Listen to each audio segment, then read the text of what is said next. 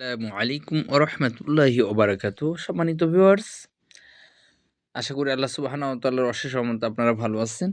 আমরা গত পর্বে সাইকোলজি অফ ক্যান্ডেল স্টিক, অর্থাৎ ক্যান্ডেল স্টিকের পিছনে কি কাজ করে, মানে এটার সাইকোলজি কি, এটা সম্পর্কে আমরা প্রথম পর্বে মূল বিষয়গুলো বলেছিলাম। আজকে সেগুলো ব্যাখ্যা করব ইনশাআল্লাহ খুব সহজেই।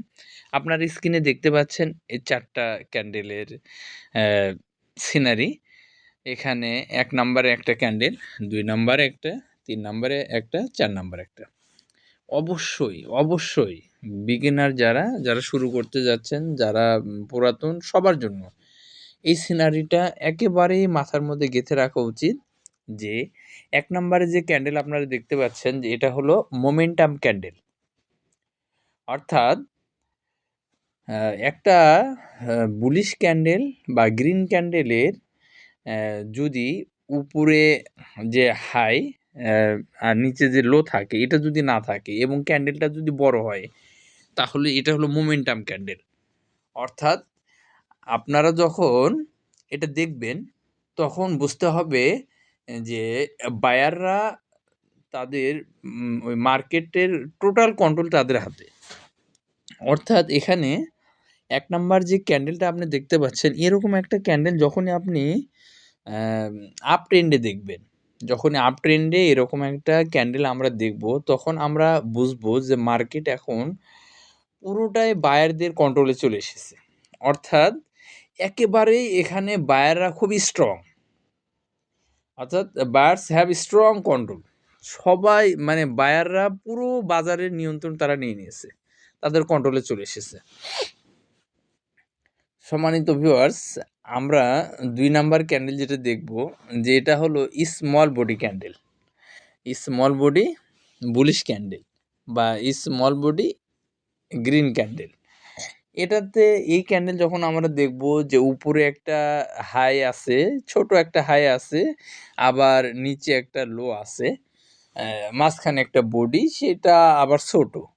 তাইলে এই সিনারি যখন দেখব যে ২ নাম্বার ক্যান্ডেলটা যখন আমরা দেখব, তখন আমরা বুঝবো যে আসলে মার্কেটটা বায়ারদের কন্ট্রোলে আছে, অর্থাৎ ক্রেতার কন্ট্রোলে আছে। বাট কিন্তু এটা আ ইনডিসিশন, অর্থাৎ এটা আপনাকে কোনো আ নিশ্চয়তা দিচ্ছে না, কোন দিকে যাবে, ডিরেকশন দিচ্ছে না আপনাকে। মানে বায়ারদের কন্ট্রোলে থাকলেও এটা মানে স্ট্রং কোনো কন্ট্রোল না। মানে এরপরে যেকোনো কিছু ঘটতে পারে। তাইলে আমরা ১ নাম্বার ক্যান্ডেল যখনই এরকম দেখব যে কোনো মানে বড় ক্যান্ডেল হবে, মোমেন্টাম ক্যান্ডেল যখনই আমরা দেখব তখন বুঝবো যে এখানে এই এখন বর্তমানে এরকম যখনই ক্যান্ডেল দেখা যাবে তখন আমরা বুঝবো যে ওই সময়ে ওই মার্কেটের পুরো কন্ট্রোলটা বায়ারদের হাতে। এরপরে আমরা ২ নাম্বার ক্যান্ডেল যখন দেখব যে এরকম ক্যান্ডেল যখন আমরা দেখতে পাবো, তখন আমরা এটা দিয়ে বুঝবো যে আসলে বায়ারদের কন্ট্রোলে আছে, বাট স্ট্রং কন্ট্রোল না এটা।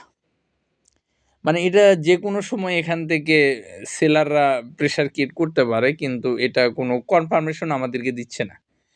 এটা কোনো স্ট্রং কোনো কনফার্মেশন আমাদেরকে দিচ্ছে না যে মার্কেটের কি অবস্থা হতে পারে। ৩ নাম্বার যেটা আমরা দেখতেছি যে বায়ার্স আর টেকিং কন্ট্রোল। অর্থাৎ আমরা আগের ভিডিওতে যারা এটা দেখতেছেন তারা আগের ভিডিওটা অবশ্যই দেখে আসবেন, তাহলে বুঝতে পারবেন। আমরা আগের ভিডিওতে কথা বলেছি যে হাই, লো, ওপেনিং, ক্লোজিং এগুলো সম্পর্কে কথা বলেছি। এটা না দেখা পর্যন্ত আপনি এটা দেখবেন না। ওইটা ১ নাম্বার সাইকোলজি, ক্যান্ডেলস্টিকের সাইকোলজি যে ভিডিওটা রয়েছে, এটা দেখে এসে তারপর এটা দেখবেন, ইনশাআল্লাহ উপকার হবে।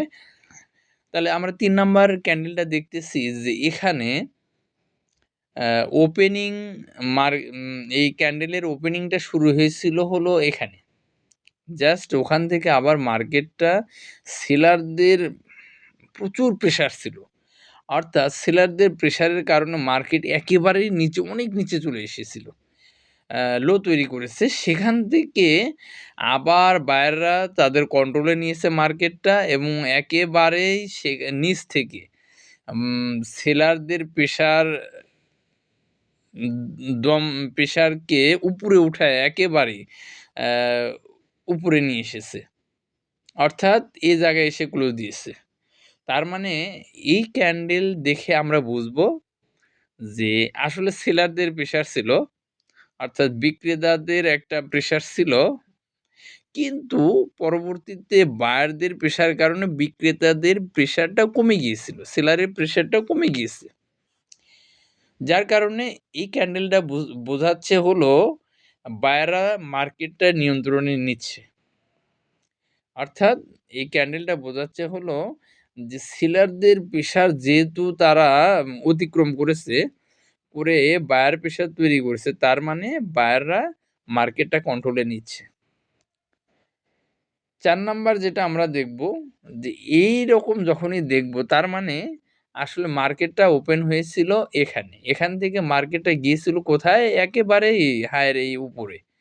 সেখান থেকে আবার মার্কেটটা সেলারদের সেলারের প্রেশারের কারণে মার্কেট সেখানে টিকতে না পেরে একেবারে নিচে এসে বায়াররা সেখানে টিকতে না পারে বায়াররা কি করেছে? এখানে এসে ক্লোজ দিয়েছে। তার মানে বায়ারদের কন্ট্রোলটা এখানে কমে যাচ্ছে, লস হয়ে যাচ্ছে। মানে বায়াররা এখানে যে তাদের যে শক্তি ছিল, এই শক্তিটা আস্তে, আস্তে দুর্বল হয়ে যাচ্ছে। দুর্বল করে দিয়ে অর্থাৎ সেলাররা এখানে মার্কেটটা নিচ্ছে আর বায়াররা তাদের অ্যা এখানে কন্ট্রোলিং বাজারের এই কন্ট্রোলটা তারা হারায় ফেলতেছে। আর মার্কেটটা দখল করতেছে হলো সেলাররা। এই যে ৪ টা উম স ক্যান্ডেলের সিনারিও, এই সিনারিটা আপনার মাথার মধ্যে এমনভাবে থাকতে হবে যে যখনই জাস্ট এরকম একটা সিনারি দেখবেন, তখনই আপনাকে বুঝতে হবে যে মার্কেট এখন কি হচ্ছে? বায়ার আর সেলাররা বায়ারদের প্রেশার বেশি না সেলারদের প্রেশার বেশি? বায়াররা কি এখন মার্কেট অ্যা টোটালি কন্ট্রোলে নিয়েছে? নাকি কন্ট্রোলে নিচ্ছে? নাকি তারা বায়াররাই তাদের মার্কেটের যে কন্ট্রোলটা ছিল সেটা হারায় ফেলতেছে? অর্থাৎ সেলাররা মার্কেটটা নিয়ন্ত্রণ নিচ্ছে কিনা? জাস্ট এই ৪ টা ক্যান্ডেল যদি আপনি জাস্ট এই সিনারিটা মনে রাখতে পারেন, আপনি ফরেক্সের সামনের দিনগুলো আপনার অবশ্যই, অবশ্যই ভালো হবে ইনশাআল্লাহ। মানে এই সিনারিগুলো দিয়ে আপনি বুঝবেন যে মার্কেটের অবস্থা কিরকম। আমি আরেকটা সিনারি এখানে এড করতেছি আপনাদের সুবিধার জন্য।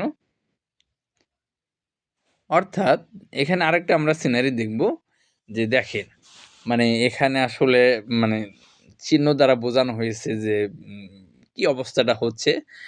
অর্থাৎ মোমেন্টাম ক্যান্ডেল যেটা সেটা খুবই শক্তিশালী। এখানে টিক মার্ক দেওয়া আছে যে এটা হলো পুরোটাই বায়ারদের কন্ট্রোলে।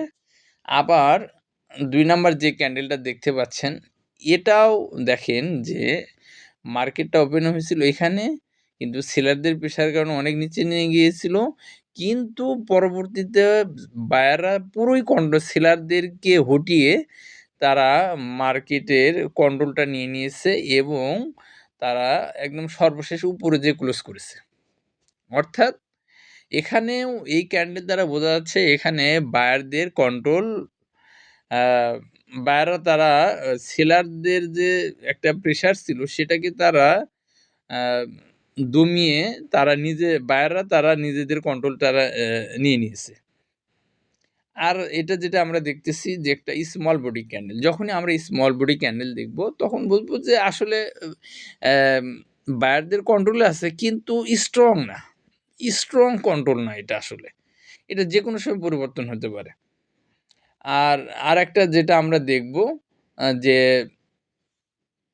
শেষের যে ক্যান্ডেলটা আমরা দেখব যে বায়াররা নিচ থেকে আসলে বুলিশ ক্যান্ডেলের বৈশিষ্ট্য হলো নিচ থেকে ওপেন হওয়া। অর্থাৎ এটা নিচ থেকে ওপেন হয়ে কোথায় গিয়েছিল? একেবারে উপরে গিয়েছিল।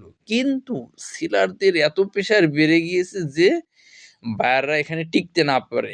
এইখানে এত নিচে এসে ক্লোজ করছে। তার মানে বায়াররা তাদের কন্ট্রোল হারাচ্ছে আর সেলাররা তাদের কন্ট্রোল নিয়ে নিচ্ছে মার্কেটটা।